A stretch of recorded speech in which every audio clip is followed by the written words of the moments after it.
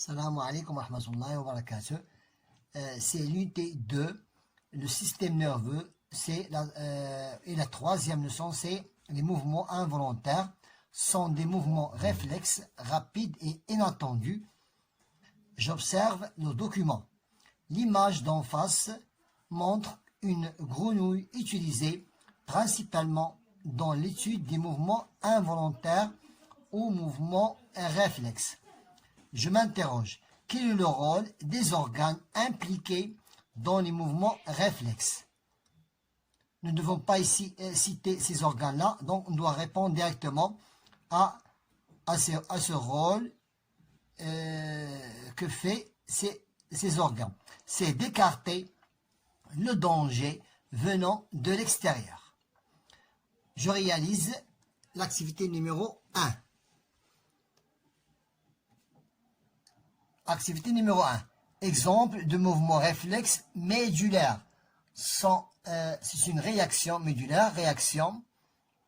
C'est réaction inconsciente. C'est une réaction. Ce sont des réactions inconscientes. Ce sont des réactions inconscientes et involontaires. Et involontaires, on les appelle mouvement médulaire. Le premier document, mouvement de flexion de la main.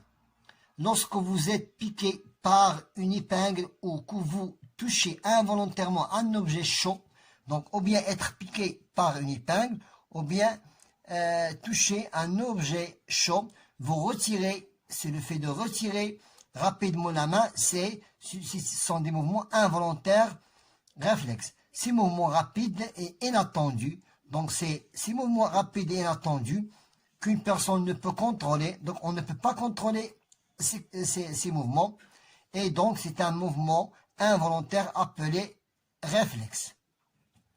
Pour le deuxième document, mouvement de flexion de pied. On a ici dans l'exemple de la flexion de la main, maintenant du pied. Une personne a été exposée en marchant sur une piqûre dans son pied, a retiré, donc il a retiré, il a retiré rapidement son pied pour éviter la douleur. Donc voilà, c'est la cause de ce mouvement, comme le montre le document numéro 2. Maintenant, j'utilise ces deux documents pour répondre à ces questions, à une série de questions. J'utilise les deux documents, 1 et 2, pour répondre aux questions suivantes. J'identifie le stimulant. Donc le stimulant, je dois l'appeler numéro 1. C'est la cause de cette flexion. Et l'organe récepteur, celui qui a reçu la douleur. Donc nous avons deux questions. Je dois écrire numéro 1, ça veut dire que je dois répondre au stimulant.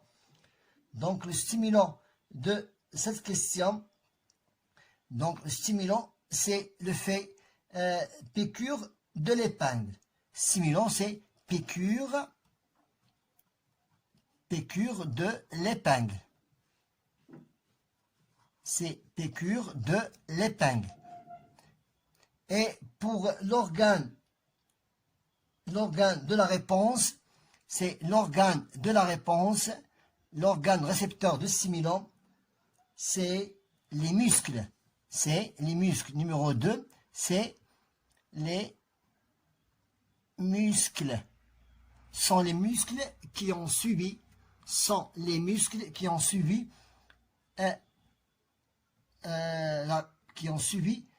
la douleur. Donc maintenant je détermine qui a transmis le message nerveux. Celui qui a transmis le message nerveux, c'est les récepteurs nerveux. On les appelle les récepteurs nerveux.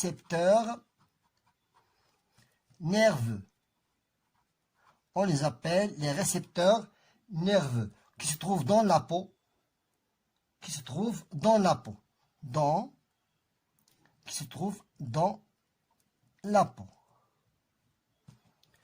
Je précise l'organe de la réponse. L'organe de la réponse, c'est les muscles. L'organe de la réponse, c'est les muscles. Et je reprends ici le stimulant était le piqûre d'épingle et le récepteur des muscles, ou bien je dois écrire ici peau. Je reprends pour écrire ici peau. Et je mets en parenthèse les muscles, puisque la peau, c'est qui a subi la piqûre, ou bien la douleur. Donc, je précise l'organe de la réponse était les muscles. Je détermine maintenant la nature de ma réaction.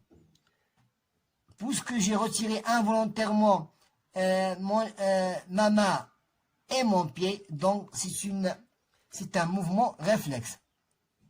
On l'appelle un mouvement. Je dois l'appeler un mouvement réflexe. Je précise l'importance des mouvements réflexes. Le rôle de ces mouvements réflexes ou bien involontaires, leur rôle c'est la protection. C'est la protection du corps. Il nous protège et où il nous écarte des douleurs de l'extérieur, du corps, des agressions externes, des agressions externes. Voilà, c'est l'importance de ces mouvements réflexes. Maintenant, passons à la page suivante. Nous passons à la page suivante. C'est la page 17. On continue l'activité numéro 2. Les organes. Je dois reprendre les organes. Les organes responsables des mouvements réflexes. Je dois chercher qui sont ces organes impliqués ou bien responsables des mouvements réflexes. Premièrement, c'est le stimulant. Et donc, nous avons le stimulant. Stimulant. Et quoi encore? La peau. Conducteur sensitif, ça veut dire le nerf. Conducteur sensitif, ça veut dire les nerfs. La moelle épinière. La moelle est, c'est la moelle épinière. La moelle épinière. Et aussi, je reviens maintenant, le conducteur moteur. Conducteur moteur, ça veut dire les nerfs qui sont responsables à la réflexion rétrécive, ça veut dire en arrière pour arriver au muscle. On l'appelle conducteur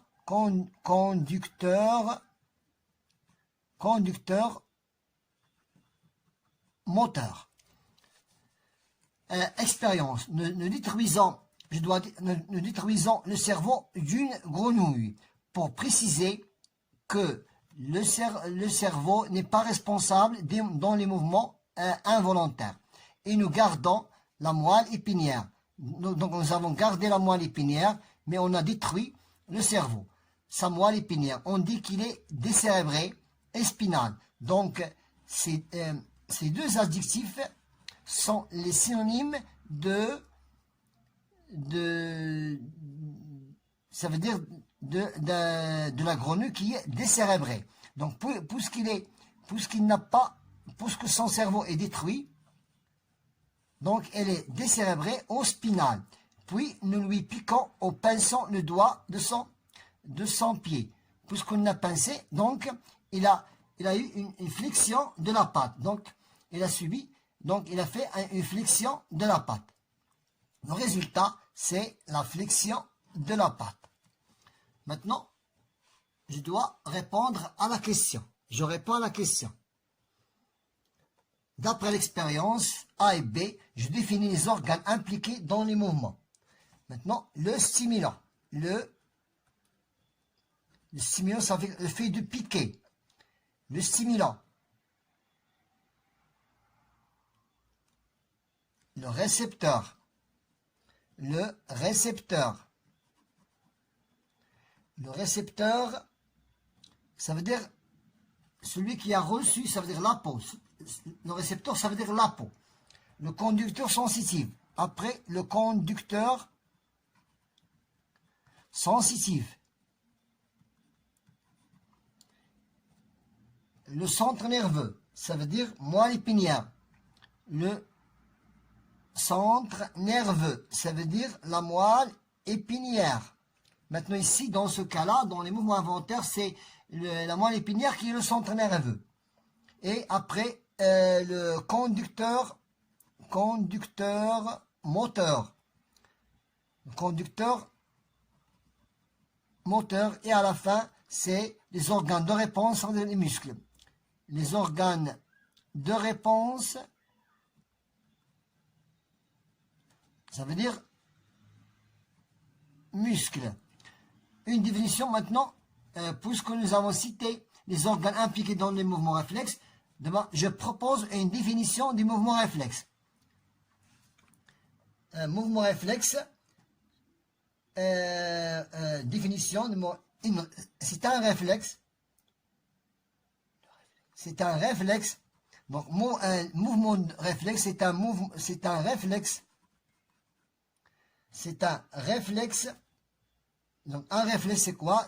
Est un mouvement involontaire et est un mouvement involontaire.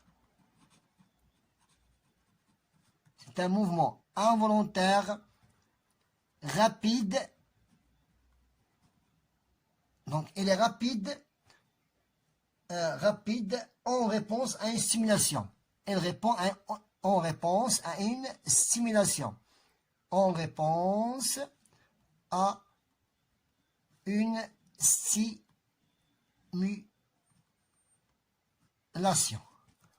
Donc, le réflexe est un mouvement involontaire, il est rapide, il répond à une stimulation. Je donne d'autres exemples à l'acte de réflexion de ma vie quotidienne. Par exemple, le réflexe de fermer, par exemple, si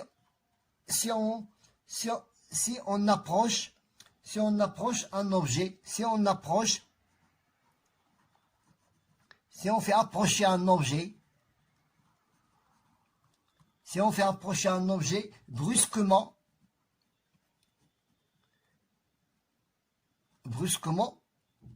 des yeux, que se passe-t-il?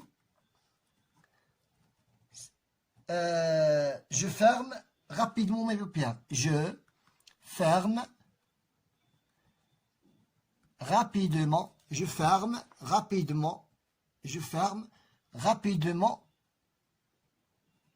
mes paupières. Les paupières.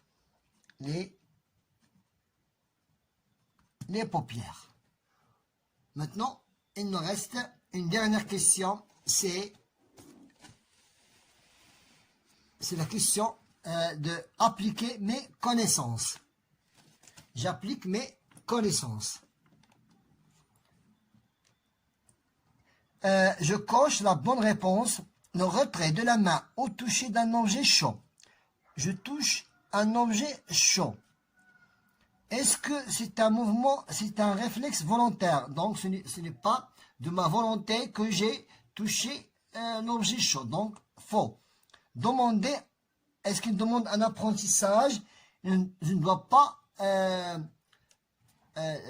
forcément, non, je ne dois pas travailler sur le fait de toucher un objet pour que je ne peux pas retirer ma main. Donc c'est faux.